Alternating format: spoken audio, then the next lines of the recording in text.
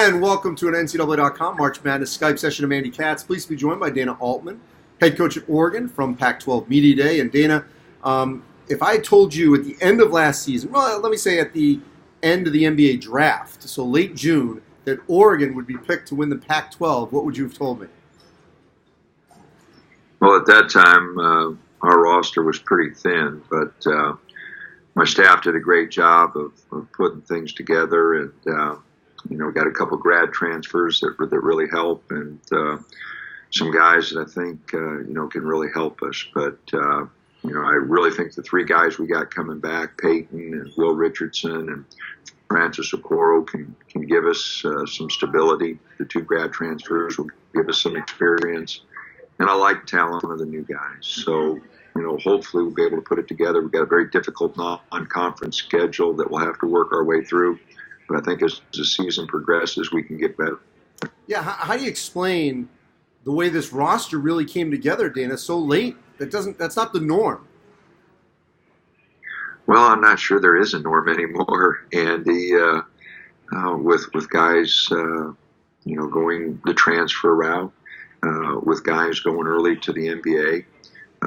The traditional, building a team and having that team together, I think for a lot of us has really changed. And I want our guys to do what's best for them. If they feel like the draft is the best way to go, I definitely would never try to hold anybody back. And, I think it's worked out for the three guys that went early for us. So I sure hope that they all find spots. It just makes for a little different for a lot of programs, to try to piece a roster together. And a lot of us are doing it later, than earlier, and trying to make sure we get enough guys to compete. So you bring back, as you mentioned, Peyton Pritchard.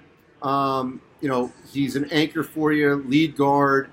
To do what you're doing, to have these other pieces come together, how critical is it to have at that point guard position someone that you can trust, that you can rely on to really facilitate this whole puzzle and put it all together? Well, that's a big part of it, Andy. You're right. Peyton and his experience plays a lot of minutes for us. Will Richardson, who started some games for us last year and also was Peyton backup. Those two experienced guards do really help us. I would hate to not have Peyton and try to be breaking in a new guard. But Peyton and Will Richardson really give us some experience back there. I can notice here in early practices, those two really trying to get the other players in the right spots when we run our sets, really trying to get them to talk defensively. So their leadership, I think, will definitely be really important to our team. C.J. Walker leads a very impressive freshman class coming in. What have you seen here early with practices about in what way some of those guys, maybe led by him, can really impact on the court here early in the season in what will be a brutal non-conference slate? Well, I think, as I mentioned, the two grad transfers and Chris Duarte, a junior college transfer, give us that experience. And then the freshmen give us a lot of talent. CJ, Chandler, Luke Moore, I just think, we've got a lot of talent with the freshmen. They're all a little thin. And so their physicality is not quite what some of our older players are. But I really like their athleticism. I really like their length.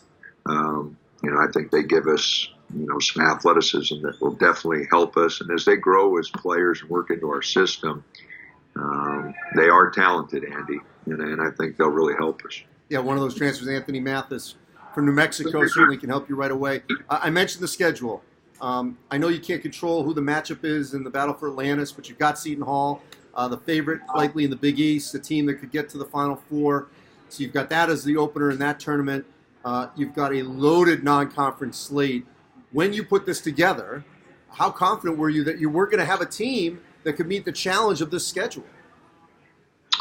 Well, a lot of it, because of our West Coast location, getting teams to come that far has been difficult. But no, I like our schedule. It is very difficult opening up with Fresno and Boise, Memphis and Portland. Houston at home, and then Seton Hall. That's 4 of our first 5 games, or 5 of our first 6 games. So, very difficult schedule. We got to go to Michigan after that. So, we definitely are going to test ourselves. I'd like to have it a little softer early so we could work into a few things, but it is what it is. And, hopefully we'll be able to get through that and win some of those games at home, some of them on neutral sites. And put ourselves in a good position. But it is a challenging schedule. I think the Pac-12 will be much improved this year, Andy. I think the recruiting classes and the players we have coming back, Colorado's got, all their team back. And so I really think our league will take a big step forward. So it will be a challenging year for us, no doubt. Dan, I appreciate it. We look forward to talking to you throughout the course of the season. All right, Andy. Take care.